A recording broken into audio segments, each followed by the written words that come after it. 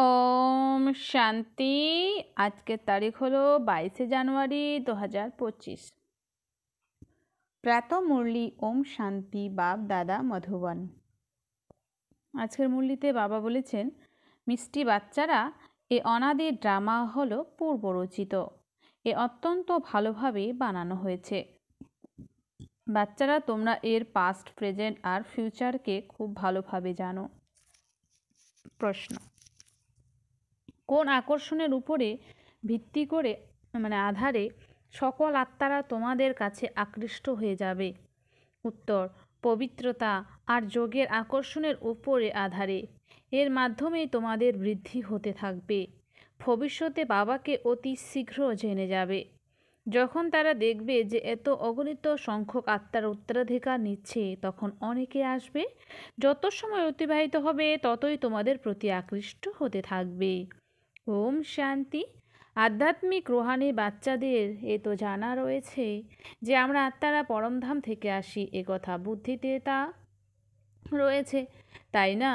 যখন প্রায় সকল আত্মাদের আশা সম্পূর্ণ হয়ে যায় আর বাকি কিছু অল্প সংখ্যক থাকে, তখন বাবা আসেন। বাচ্চারা, এখন তোমাদের কাউকে বানানো অতি সহজ। দূরদেশ নিবাসী আসেন সবশেষে, বাকি সেখানে অল্প সংখ্যক থেকে যায়।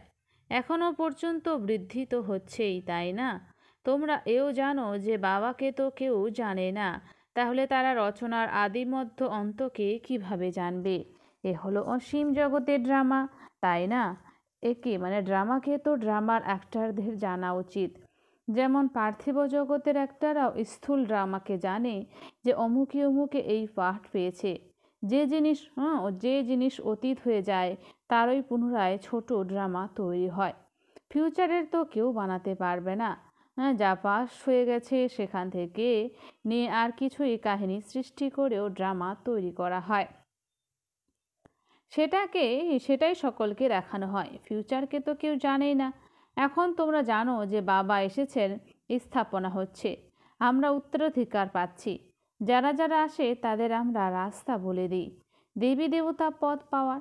এই দেবতারা এত উচ্চ পদাধিকারী কিভাবে হয়েছে সেটাও কারো জানা নেই। বাস্তবে তো হলো আদি সনাতন দেবী দেবতা ধর্মই এর নিজেদের ধর্মকে ভুলে যায়। তখন বলে আমাদের কাছে তো সব ধর্মই একটাই। বাচ্চারা, তোমরা এখন জানো যে বাবা আমাদের পড়াচ্ছেন। বাবা ডাইরেকশনে চিত্রাদি তৈরি করা হয়। বাবা দিব্য দৃষ্টির দ্বারা চিত্র তৈরি করাতেন। কেউ আবার নিজের বুদ্ধির দ্বারাও তৈরি করত। বাচ্চাদের এও বোঝানো হয়েছে যে কথা অবশ্যই লেখো। পাঠধারী অ্যাক্টররা তো রয়েছে, কিন্তু ক্রিয়েটার, ডাইরেক্টর ইত্যাদিকে কেউ জানে না। বাবা এখন নতুন ধর্ম স্থাপন করেছেন। পুরনোর থেকে নতুন দুনিয়া তৈরি হয়, এ কথাও বুদ্ধিতে থাকা উচিত। বাবা পুরনো দুনিয়ায় এসেই তোমাদের ব্রাহ্মণ বানান। ব্রাহ্মণই পুনরায় দেবতা হবে। দেখো যুক্তি কত সুন্দর। অবশ্য এ হলো অনাদি পূর্ব নির্ধারিত ড্রামা, কিন্তু অত্যন্ত সঠিকভাবে রচিত। বাবা বলেন, প্রতিদিন তোমাদের অতি গুপ্ত রহস্য কথা শোনায়। বাচ্চারা, যখন বিনাশ শুরু হবে তখন তোমরা অতীতের সমগ্র ইতিহাস জানতে পারবে। যখন যুগে যাবে তখন পাস্টের কোনো শীঘ্রই স্মরণে থাকবে না। তখন তোমরা প্র্যাকটিক্যাল পার্ট প্লে করো। অতীত কাকে শোনাবে? এই লক্ষ্মীনারায়ণ তাদের পাস্টকে একটুও জানে না। তোমাদের বুদ্ধিতে পাস্ট, প্রেজেন্ট, ফিউচার সব কিছু আছে। কিভাবে বিনাশ হবে, কিভাবে রাজধানী তৈরি হবে, কিভাবে প্রাসাদ তৈরি হবে। তো অবশ্যই, তাই না? স্বর্গের দৃশ্যাবলী সম্পূর্ণ আলাদা। যেমন যেমন পার্ট প্লে করতে থাকবে তেমনভাবে জানতে থাকবে। একে বলা হয় বিনা কারণে রক্তপাত। বিনা কারণে ক্ষয়ক্ষতি হয়ে যায়, তাই না? যখন আর্থকোয়েক হয় তখন কত ক্ষতি হয়ে যায়। বম্বিং হয়, এ তো নাটক, তাই না? কেউ কিছু কি করে থোড়াই। বিশাল বুদ্ধির যে হয় সে বোঝে যে বিনাশ অবশ্যই হয়েছিল, অবশ্যই মারামারি হয়েছিল। এমন খেলাও ড্রামা তৈরি করে। এ কথা তো বুঝতেও পারে। কোনো সময় কারো বুদ্ধিতে টাচ হয়ে যায়। তোমরা তো প্র্যাকটিক্যালি এখন রয়েছ। তোমরা সেই রাজধানী মালিক হও। তোমরা জানো যে এখন সেই নতুন দুনিয়ায় অবশ্যই যেতে হবে। ব্রাহ্মণ যারা হয় যখন ব্রহ্মার কাছে বা ব্রহ্মকুমার কুমারীদের কাছে থেকে নলেজ নেয় তখন সে চলে আসে, কিন্তু থাকে তো তারা নিজেদের ঘর গৃহস্থিতেই, তাই না? অনেককে তো তোমরা জানতেই পারো না। সেন্টারগুলোতে কত মানুষ আসে, একজনকে কি স্মরণে রাখা যায়? না, যায় না। কত ব্রাহ্মণ বৃদ্ধি হতে হতে অগণিত হয়ে যাবে, সঠিক হিসেবে বের করা করা যাবে না। রাজা কি জানে না যে আমার প্রজার সংখ্যা সঠিক কত? অবশ্যই আদমশুমারি, লোক গণনা ইত্যাদি বের করে, তথাপি পার্থক্য তো থেকেই যায়। এখন তুমিও স্টুডেন্ট, এত এত স্টুডেন্ট, সব ভাইদেরই আত্মাদের স্মরণ করতে হবে, একমাত্র বাবাকে। ছোট বাচ্চাদেরকেও শেখানো হয় যে বাবা বাবা বলো। এও তোমরা জানো যে তোমরা যত উন্নতির দিকে এগিয়ে যাবে, মানুষ আসবে এবং তৎক্ষণাৎ বাবাকে চিনে যাবে। যখন দেখবে এত এত সংখ্যক উত্তরাধিকার প্রাপ্ত করছে, তখন অনেকে আসবে। যত দেরি হবে তত তোমাদের প্রতি আকর্ষণ বাড়তে থাকবে। যত পবিত্র হবে ততই আকর্ষণীয় হয়ে উঠবে। যত যোগে থাকবে ততই আকর্ষণীয় হবে, অন্যদেরকেও আকৃষ্ট করতে পারবে। বাবাও তো আকর্ষণ করেন, তাই না? অনেক বৃদ্ধি হতে থাকবে, তার জন্য যুক্তিও রচনা করা হচ্ছে। গীতার ভগবানকে কৃষ্ণকে স্মরণ করা তো অতি সহজ, তিনি তো সাকার রূপে রয়েছেন, তাই না? নিরাকার পিতা বলেন মামেকম স্মরণ করো। এই বিষয়ের উপরেই সব কিছু নির্ভর করছে। তাই বাবা বলেছিলেন যে কথাটি সকলকে লেখাতে থাকো। যখন বড় বড় লিস্ট বানাবে তখন মানুষ জানতে পারবে তোমরা ব্রাহ্মণরা যখন পাক্কা নিশ্চয় বুদ্ধি সম্পন্ন হবে, তখন বৃক্ষ কল্প বৃদ্ধি প্রাপ্ত হতে থাকবে। মায়ার তুফানও শেষ পর্যন্ত চলবে। বিজয় প্রাপ্ত করে নিলে তখন না পুরুষার্থ থাকবে, বিজয় প্রাপ্ত করে নিলে না তখন পুরুষার্থ থাকবে, না মায়া থাকবে। স্মরণে অনেকে পরাজিত হয়। যত তোমরা যোগে শক্তিশালী হবে তখন আর পরাজিত হবে না। এই রাজধানী স্থাপিত হচ্ছে, এই বাচ্চাদের নিশ্চয় রয়েছে যে আমাদের রাজত্বকাল আসবে, তখন আমরা হিরে জহরত কোথা থেকে নিয়ে আসব, খনি কোথার থেকে আসবে? এইসব তো সত্যিই ছিল ঠিকই, তাই না? এতে বিভ্রান্ত হওয়ার কথা তো নয়। যা হবে তা প্র্যাকটিক্যালে দেখতে পাবে। স্বর্গ তো অবশ্যই তৈরি হবে। যারা ভালোভাবে পড়ে তাদের এই নিশ্চয় থাকবে যে ভবিষ্যতে আমরা গিয়ে ওখানে প্রিন্স হব, ওখানে হিরে জহরতে রাজপ্রাসাদ থাকবে। এই নিশ্চয়ও সার্ভিসেবল বাচ্চাদের থাকবে। যারা নিম্ন পদাধিকারী হবে তাদের কখনো এমন ধরনের চিন্তা আসবে না যে আমরা প্রাসাদ আদি কীভাবে বানাবো। যারা খুব ভালোভাবে সার্ভিস করবে তারাই তো মহলে যাবে, তাই না? দাসদাসী তৈরি হয়েই থাকবে। সার্ভিসেবল বাচ্চাদের এমন ধরনের খেয়াল আসবে, বাচ্চারাও জানে যে কারা কারা ভালো সার্ভিস করবে। আমাদের তো যারা পড়াশোনা করছে তাদের সামনে মাথা নত করতে হবে। যেমন এই বাবা ব্রহ্মা, বাবার তো খেয়াল থাকে, তাই না? বৃদ্ধ আর বালক সমান হয়ে গেছে, তাই এনার অ্যাক্টিভিটিও শৈশবের মতন হয়ে গেছে। বাবার তো একটাই অ্যাক্ট, বাচ্চাদের জ্ঞান পড়ানো আর যোগ শেখানো। বিজয়মালার দানা হতে গেলে পুরুষার্থ অনেক করতে হবে, অনেক মিষ্টি হতে হবে, শ্রীমতে চলতে হবে, অবশ্যই উচ্চ স্থানাধিকারী হবে। এ তো বুঝবার মতন বিষয়, তাই না? বাবা বলেন আমি যা শোনাই তার উপরে বিচার করো, ভবিষ্যতে তোমাদের আরও সাক্ষাৎকার হতে থাকবে। যত নিকটে আসবে তত স্মরণে আসতে থাকবে নিজেদের রাজধানী ছেড়ে এসেছ, 5000 বছর হয়ে গেছে, 84 জন্মের চক্র পরিক্রমা করে এসেছ। যেমন ভাস্কো দা গামার উদ্দেশ্যে বলা হয় যে ওয়ার্ল্ড পরিক্রমণ করেছিল, আমরা এই ওয়ার্ল্ডে 84 জন্ম পরিক্রমা করেছি। ওই ভাস্কো দা গামা তো একজনই, তাই না? ইনিও তো এক, যিনি তোমাদের 84 জন্মের রহস্য বোঝান। ডিনাইস্টি চলতে থাকে, তাই নিজেদের অন্তরে দেখবে যে আমার মধ্যে কোনো দেহ অভিমান নেই তো, ফেল হয়ে যায় না তো, অথবা আপডেট হয়ে যায় না তো। তোমরা যোগে থাকবে, শিব বাবাকে স্মরণ করতে থাকবে, তাহলে তোমাদের কেউই মায়ার থাপ্পড় ইত্যাদি মারতে পারবে না। যোগ বলে হলো তোমাদের ঢাল, কেউ কিছু করতেই পারবে না। যদি কেউ আঘাত পায় তবে তার অবশ্যই দেহ অভিমান আছে, দেহে অভিমানীকে কেউ আঘাত করতে পারে না। ভুল নিজেরই হয়। বিবেক এ কথা বলে যে দেহি অভিমানীকে কেউ কিছু করতে পারবে না, তাই দেহি অভিমানী হওয়ার প্রচেষ্টা করা উচিত। সকলকে পয়গাম দিতে হবে, ভগবানও বাচ মনমনা ভব। কোন ভগবান? বাচ্চারা, এও তোমাদেরকেই বোঝাতে হবে। ব্যাস, এই একটি কথাতেই তোমাদের বিজয় হবে। সমগ্র দুনিয়ায় মানুষের বুদ্ধিতে কৃষ্ণ ভগবানুবাচই রয়েছে। যখন তোমরা বোঝাও তখন বলে যে কথা তো একদম সত্য। যখন সম্পূর্ণ তোমাদের মতো করে বুঝবে তখন বলবে যে বাবা যা শেখায় সেটাই সঠিক। কৃষ্ণ কি বলবে? না, বলবে না যে আমি এমন, আমাকে কেউ জানতেই পারে না। কৃষ্ণকে তো সকলেই জেনে যাবে। এমনও নয় যে কৃষ্ণের শরীরে এসে ভগবান বলেন। না, কৃষ্ণ তো সত্যযুগেই থাকে, সেখানে ভগবান কি করে আসবে? ভগবান তো আসেই পুরুষোত্তম সঙ্গম যুগে। বাচ্চারা, তাই তোমরা অনেককে শেখাতে থাকো। তোমাদের একটি বড় বই ছাপানো উচিত, তাতে যেন সকলের মতামত লেখা থাকে। যখন দেখবে যে এখানে তো এত এত জন সকলেই লিখছে, তখন নিজেও লিখবে। তখন তোমাদের কাছে অনেকের মতামত লেখা হয়ে যাবে যে গীতার ভগবানকে। ওপরেও যেন লেখা থাকে যে সর্বোচ্চ হলেন বাবাই।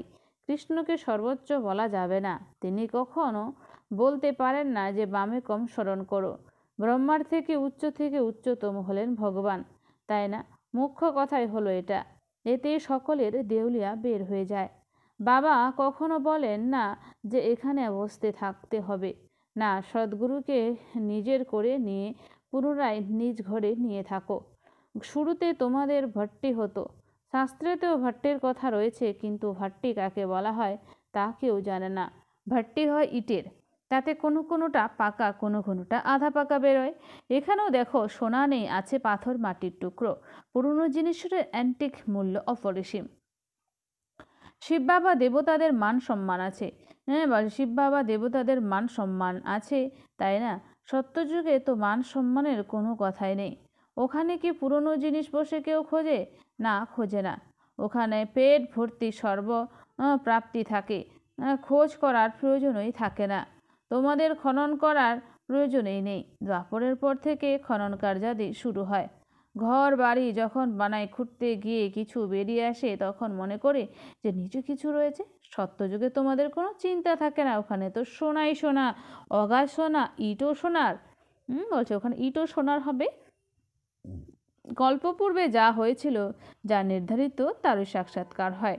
আত্মাদের আহ্বান করা হয়, এও ড্রামায় পূর্ব নির্ধারিত। এতে বিভ্রান্ত হওয়ার প্রয়োজন নেই। Second by second part play হয়, পুনরায় লুপ্ত হয়ে যায়। এ হলো পঠন পাঠন। ভক্তি মার্গে অনেক চিত্র রয়েছে। তোমাদের এই চিত্র সবই অর্থপূর্ণ, কোনো চিত্রই অর্থহীন নয়। যতক্ষণ না পর্যন্ত তোমরা কাউকে বোঝাবে, ততক্ষণ পর্যন্ত কেউ বুঝতে পারে না। একমাত্র বাবাই বুদ্ধিমান, নলেজফুল, যিনি নলেজ বোঝান। এখন তোমরা ঈশ্বরীয় মত পেয়েছ। তোমরা হলে ঈশ্বরীয় বংশ বা কুলের। ঈশ্বর এসেছে বংশ বা কুল স্থাপন করেন। ঈশ্বর এসে বংশ বা কুল স্থাপন করেন।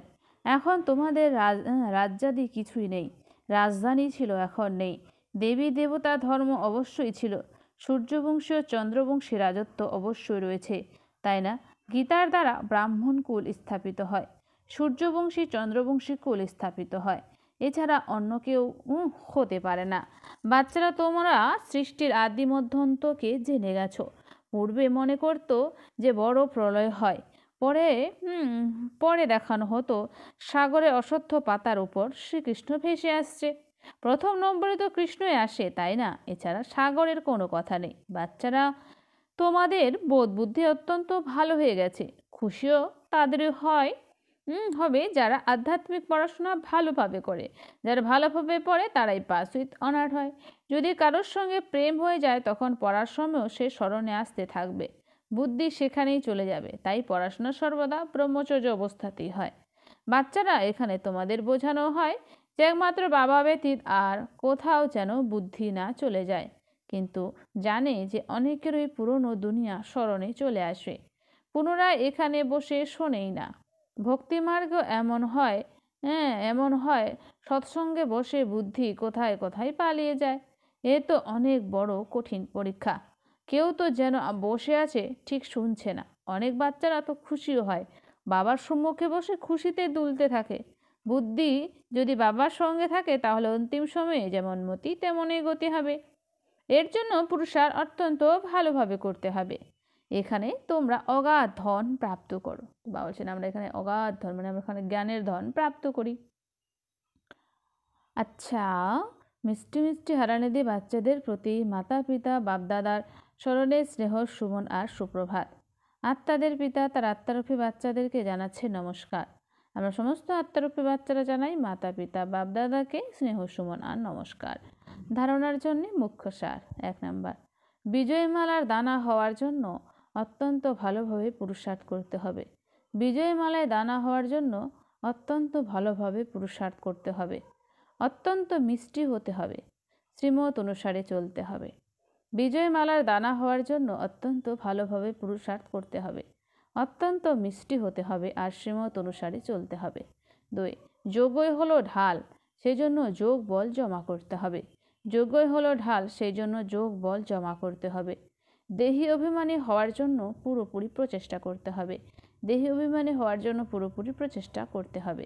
বরদান, বিশেষ শব্দের স্মৃতির দ্বারা সম্পূর্ণতার লক্ষ্যকে প্রাপ্তকারী স্বপরিবর্তক ভব। বিশেষ শব্দের স্মৃতির দ্বারা সম্পূর্ণতার লক্ষ্যকে প্রাপ্তকারী স্বপরিবর্তক ভব। সদা এটাই যেন স্মৃতিতে থাকে যে আমি হলাম বিশেষ আত্মা, বিশেষ কাজ করার জন্য নিমিত্ত হয়েছি আর নিজের বিশেষত্বগুলির প্রদর্শন করাচ্ছি। এই বিশেষ শব্দ বিশেষ স্মরণে রাখো। বলতেও হবে বিশেষ, দেখতেও হবে বিশেষ, করতে হবে বিশেষ, চিন্তনও হবে বিশেষ। প্রত্যেক বিষয়ে এই বিশেষ শব্দ নিয়ে আসার কারণে সহজ স্বপরিবর্তক তথা বিশ্ব পরিবর্তক হয়ে যাবে আর সম্পূর্ণতাকে প্রাপ্ত করার যে লক্ষ্য আছে সেই লক্ষ্যকেও সহজেই প্রাপ্ত করে ফেলবে। স্লোগান, বিঘ্নগুলিকে দেখে ঘাবড়ে যাওয়ার পরিবর্তে সেগুলিকে পরীক্ষা মনে করে পার করো।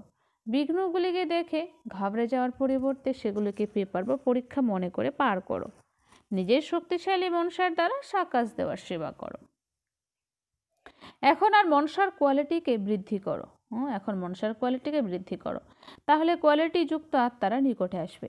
এতে ডবল সেবা হবে, নিজেরও আর অন্যদেরও। নিজের জন্য আলাদা করে পরিশ্রম করতে হবে না, প্রালব্ধ প্রাপ্ত হয়ে গেছে এরকম স্থিতির অনুভব হবে। এই সময়ের শ্রেষ্ঠ প্রালব্ধ হলো সদা সর্বপ্রাপ্তিগুলির দ্বারা সম্পন্ন থাকা আর সবাইকে সম্পন্ন বানানো। আচ্ছা, ওম শান্তি। ধন্যবাদ বাবা আজকের এই সুন্দর মিষ্টি মুরলির জন্য।